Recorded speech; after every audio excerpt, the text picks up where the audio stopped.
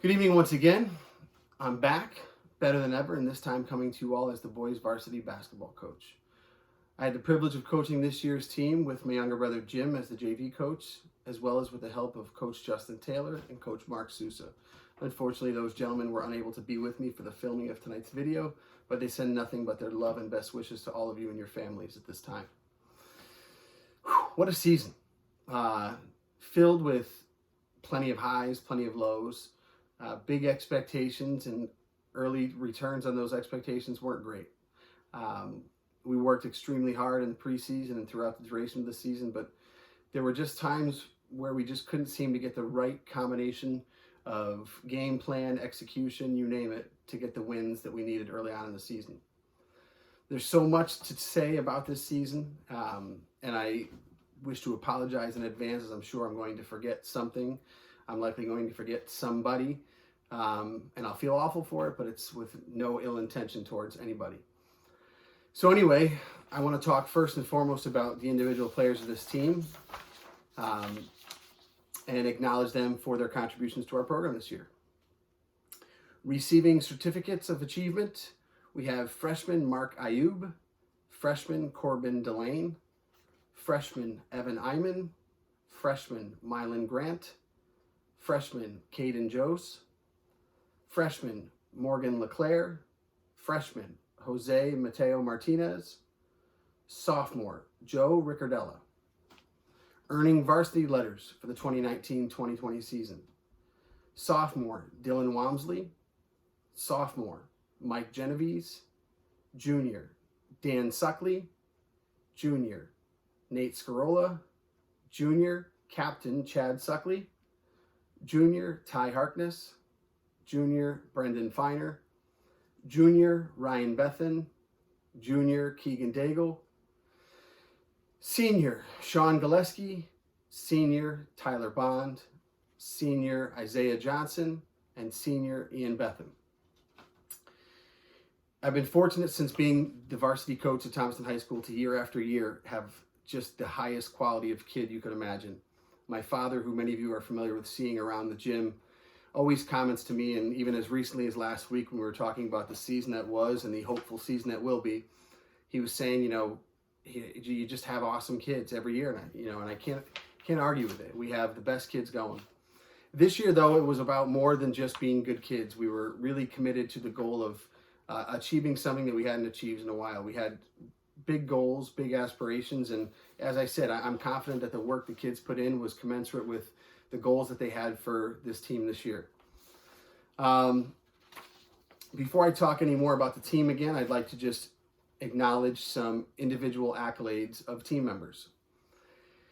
This year, earning second team All Berkshire League honors was Keegan Daigle. He had an outstanding season leading us in rebounding, second in scoring. Did a great job for us all year long. So congratulations, Keegan, on your recognition.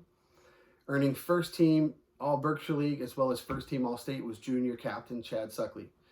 Chad was our leading scorer throughout the year, and he really set the tone for us from minute 1 to minute 32. And there were some games where we needed a lift down the stretch, and he was able to provide that for us, especially late in that Northwestern game. He really put us on his back and made some big plays for us. So we were really thrilled and happy that he was recognized for his outstanding season. So congratulations, Chad. We have 2 Coaches Awards to give out, and for those of you that don't know the history of the Coaches Awards, the history is there's really no history. Each coach is allowed to pick up to 2 kids to give recognition to for any number of things, and I kind of change my criteria each and every year based on what I think deserves special recognition.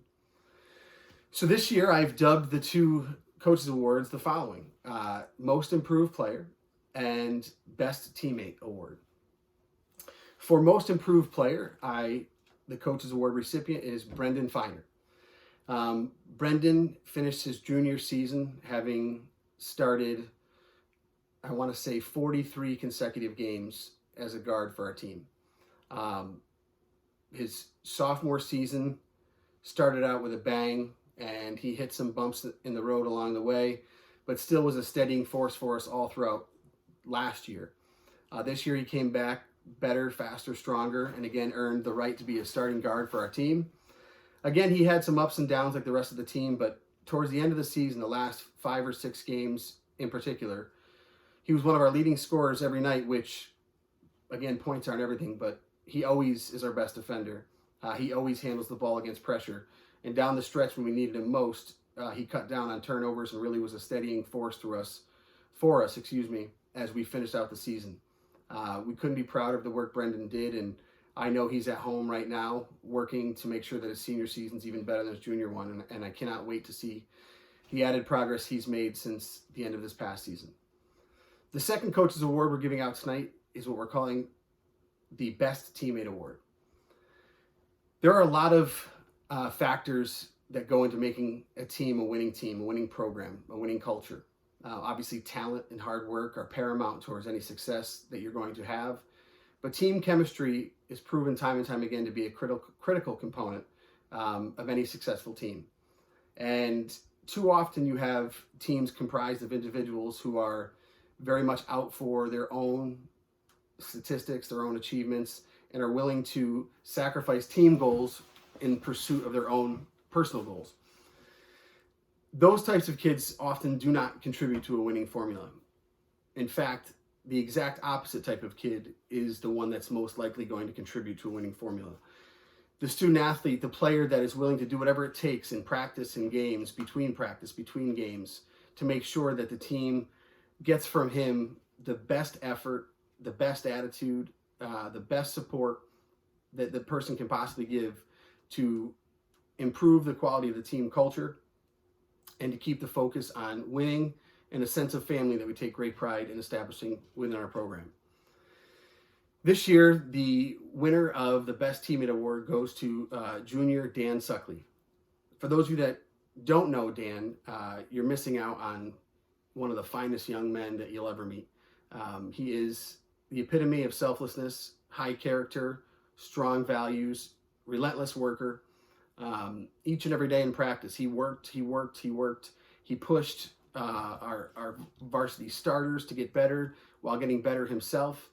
On the bench in varsity games, we always laugh when we go back and watch film after a game. One of the highlights for us in watching the film is seeing things that when coaching we don't get a chance to see, and a lot of that is bench reactions. And you can rest assured, if we made a good play on the court, Dan's the first one up off the bench and the loudest one up off the bench, screaming in support of his teammates. He's loved by every one of his teammates for the person that he is, and I can assure you that the success we achieved this year would not have been possible without someone like Dan Suckley on our team. So, Dan, thank you for your unbelievable efforts as a teammate and basketball player throughout your entire career thus far, and I can't wait to have you back on our team next year to continue upon the growth you've already made. Congratulations. All right, so then just a little bit about the season itself. Again, there's so much to talk about, and if you've watched tonight's program, you'll see that I've already done plenty of talking, so please forgive me if you feel like you're getting shortchanged, but I'm running out of words. I'll fast forward to the end of the season. One of the big moments in the first half of our season was beating Nonawag at home, which we hadn't done in a few years, and Nonawag being the second place team. That was a good indicator of how good we could be when we really played together and put all the pieces together to get the job done. With about 5 games left, we needed to win 2 of them to get to 8. And I'll be honest, when the season began, I was pretty confident getting 8. I wouldn't want to say it would be easy, but we would get to 8 without having to really sweat or stress too hard. 5 games left. I'm like, I thought we'd be closer to 8 already, but we got to win 2 out of 5. We'll get it done. Well, we had Litchfield at home, and Litchfield was a team that I had circled following the first time we lost to them in a heartbreaker at their place. And, I said, this is the game that we had to have. And we played pretty good for majority of the game. And then the last 2 or 3 minutes just kind of slipped away from us. I'm not one to make excuses. There may have been a questionable call or two. But we didn't finish the deal. We had our chances to win and we didn't. So we were down to 4 games, needing to win 2. Then we had Chippewa at Chippewa, and Chippewa was also a really good team. Ty Harkness turned in one of the truly most remarkable performances I've seen in a Thomaston jersey in a long time. He had 35 points. I think he was 9 of 10 from the three-point line. He was just incredible. And really on a night where as a team we weren't great, he kept us in it for a long time, and we still went into the fourth quarter with a chance to make a run to win that one, but we fell short there again. So I may have missed a game in the sequence, but we were down to the final two games, and we had Northwestern coming to home, and we had to go to Housatonic. And anybody that saw a game this year probably felt pretty good about our chances against Hoosie because they weren't great. But we had to take care of Northwestern to give ourselves a chance. Now, I looked for my own sake after the fact, mind you. But a Thomaston boys team hadn't beaten Northwestern in at least 11 years. And that was as far back as I could find accurate reporting for. So having to beat that team for win number 7 was a tall task. And to say I was nervous is probably accurate, but I was still very confident that we were more than ready and able to win that game. 3 minutes in, we were down 11-0. I didn't feel that good anymore. I was looking at Jimmy saying, should I just go into the locker room and hide? What do I do here? You know, we've tried everything. We had stressed the need to come out and execute early and be efficient early in the game. And it seemed like whatever I said we should do, we did the exact opposite of. And our odds of winning number 7, which was necessary to get to 8 in game 20, were bleak as bleak could be. But we made a good run at the end of the first quarter, closed the game to like a 3-point game at the quarter, played them neck and neck the second quarter. And fast forward to the fourth quarter where, again, Chad turned in just an absolutely monster performance. He had 16 points in the fourth quarter alone, and just really and truly his will to win that game was supported by, you know, his teammates through and through. And we pushed across the goal line that night and got a big win, number 7 on senior night. It was a really, really special occasion, given that it was senior night and that we knew we needed to win it. And there's something to be said for having your backs against the wall and knowing that it's win or go home. And these young guys were just incredible in that moment. So we got a chance to play game number 20 with a chance to get win number 8 and get into the state tournament. And off to Hoosie we went, and yet again, another horrific start. And we found ourselves down early and often.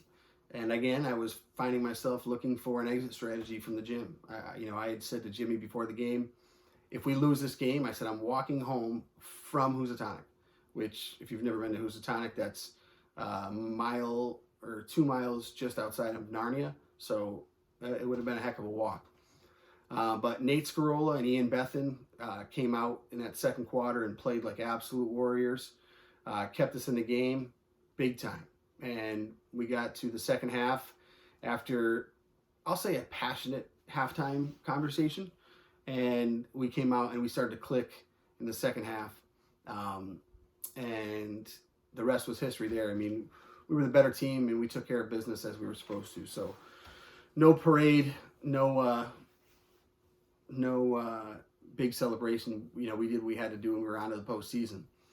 First round of the league tournament, we got a chance to play Terryville again and play them on a neutral court for the first time in quite some time. Those of you that know the history of us in Terryville, it's been pretty one-sided, especially at gyms that aren't Thomaston High School. We were 0 for 2 against them this year in the regular season, and we played them tough. We played them close, but we just didn't have enough to beat them either time.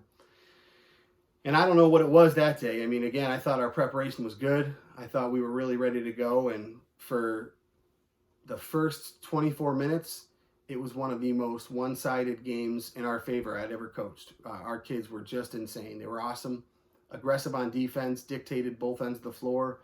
The pace, the style of play was entirely ours. And, I saw a lot of defeated looks on the other side of the court. And, anybody watching likely would have thought that this game was over at halftime. And then the fourth quarter happened. And the fourth quarter saw the population of my hair get 13% thinner and 20% grayer. My heart rate, I think, was clocked at 1,400 beats per minute. And we almost had the most epic collapse in the history of sports. We could not inbound the ball. We kept throwing it to Terryville, forgetting that they weren't on our team. We hit some real bumpy road, but nevertheless, this group of predominantly juniors and seniors really and truly put together a gutsy fourth quarter in some of the most challenging, adverse situations they've really ever had to play in. Win or go home on a neutral court in a league tournament against your rival. And I think the game got as close as 2 points at one point. And they ended up hitting a basket late. I think we won by 3 or 4. I forget the exact margin, but we kept saying in the locker room at that time of the year, a win's a win. We needed to win to go on, and we did just that. So it was, again, just another incredibly proud moment for me, an outstanding achievement for our team to have played then 3 consecutive games in a win or go home situation and come out on top. It was just awesome. Our Berkshire League tournament run ended in the semifinals against Nonawog, who we had split in the regular season with, but the same way we came out almost perfectly against Terryville, we came out against Nonawog pretty flat and did not have our best stuff. And it wasn't in the cards for us that night. So it was tough to lose. It's always tough to lose, but we tried to put in perspective that because of the hard work the kids had put in thus far and, you know, the achievements that they've already earned, they were able to play beyond losing in the league tournament in the state tournament. So fast forward a week and a half to the state tournament, we draw MLC, the Metropolitan Learning Center, out of Bloomfield, and we had to play them in Hartford on a Monday night. And this was about the time where the coronavirus pandemic was starting to really creep into our neck of the woods. And there was already some pretty aggressive talks going on about how it would be handled in both athletics and school. But nevertheless, we had a guarantee to get that Monday night game in, regardless of what was going to happen after that. We had looked into it, and at that point, the last time the boys had won a state tournament game was 1994. And as frustrating as that is to think about as someone that's coached the team for 6 years now, it was a stark reminder of just how difficult it is to make it to the postseason and to win in the postseason, and that your preparation's got to be thorough, it's got to be specific, your execution's got to be sharp, your effort's got to be 100% time in, time out. We felt, again, super ready. Preparation was as good as it could be for that time of the year. We had a good scout, good game plan, and what do you know? We came out and we were awful in the first half again. We struggled mightily. Absolutely mightily. And about 3 minutes into the game, we subbed in Nate Scarola. And about 30 seconds into the game, Jimmy pat me on the leg and said, Nate's going to play a lot of minutes for us tonight. And he goes, they're going to be really, really important minutes. And in the heat of the moment, I don't really have many conversations, but I just looked at him and said, okay. A few people in the heat of the moment do I trust as much as Jimmy? Probably no one. So it was clear in what he said and how he said it that he saw something in Nate that was real and that was worth me listening to. And he turned in the absolute best performance of his career. Had a career high in points, rebounded like an animal, and on a night where we needed help from everybody that we could get it from, he was immense. Couple that with Ian Bethan cementing his legend as the all-time leader in charges taken as a Thomaston High School basketball player, getting 3 in that game. We had the formula to claw our way back into it and end up winning that game by 7 points. Again, I mean, Ty was battling some tough knee pain, and Chad had some foul trouble.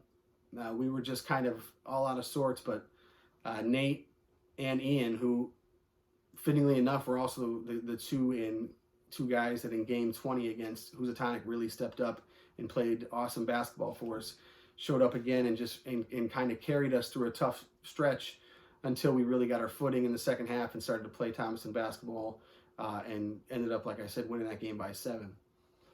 Unfortunately, as we know, that's where the season ended. And though it's nice to end in a win, we were really hoping for a chance to keep playing and get that game against Valley Regional and just see how prepared we were to move on in the state tournament. It was a incredible season, as I've done my best to highlight here. I had the privilege of coaching incredible young men, the seniors, Ian, Isaiah, Tyler, Sean, and Nate Hallway. Gave so much to our program and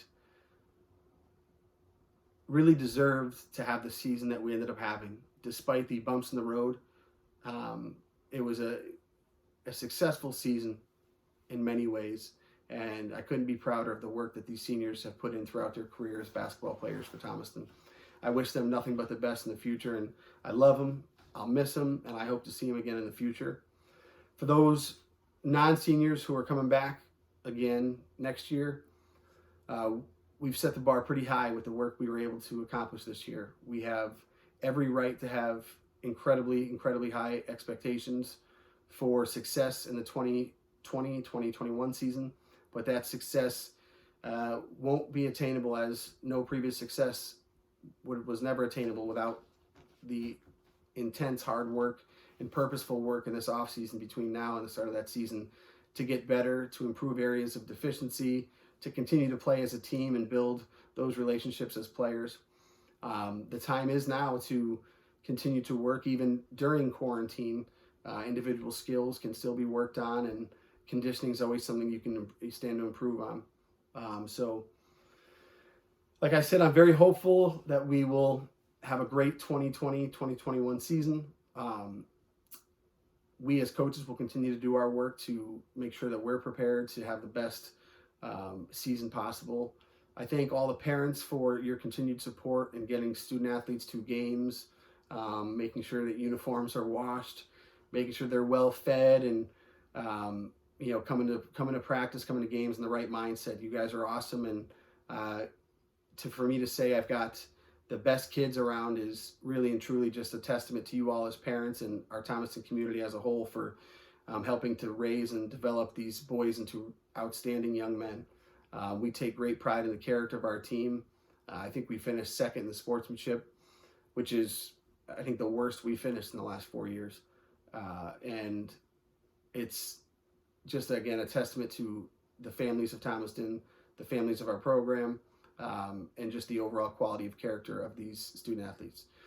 So I'll sign off for now. Thank you for the memories, for the friendships, for all of the heart-stopping moments and the heartbreaking moments. They all go into making one great story that we'll have forever, and I look forward to years down the line when I see some of you guys, at one place or another saying, hey, you remember that time, back in 2020 when we were down at Windsor Locks and we were dead to rights, had no shot at winning, and all of a sudden everybody on their team got a technical foul and we closed a 13-point gap in about 7 seconds. That was pretty cool. I wish we would have won that game, but nevertheless, thanks for everything. Have a great summer, and I'll see you all next year.